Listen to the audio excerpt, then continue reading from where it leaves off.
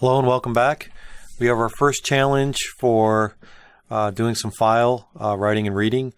Specifically in this challenge, we're just going to read in some characters, get you familiar with the file.mp4 function. So what I would like you to do is, I would like you to write a program to find the total number of lines in a text file. So you need to create a file that contains some lines of text. You're going to have to create a file. Remember, this file has to be placed in either where the executable is, and then you can double click the executable and run it in the same directory as that. Or if you're running it from the integrated development environment, you're running it from code blocks, then you can put your text file inside of wherever your source files are located, wherever you saved your project inside your C source file.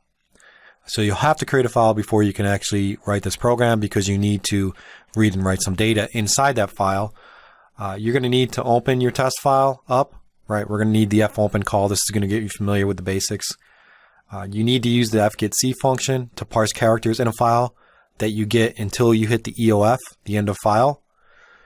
So if it's end of file, you can increment the counter before you reach the end of file. That's how you're going to be able to count the lines. So you can just create a local variable for the counter.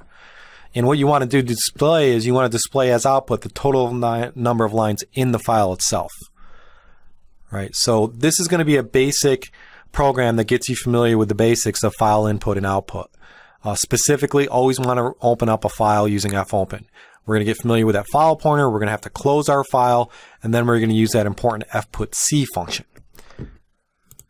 So your while loop, you're going to have to create a local variable that's just a counter, and as you're reading in each character, you can compare the character to the line feed that's returned. And if you have a line feed, then you want to increment the counter so that you count each line.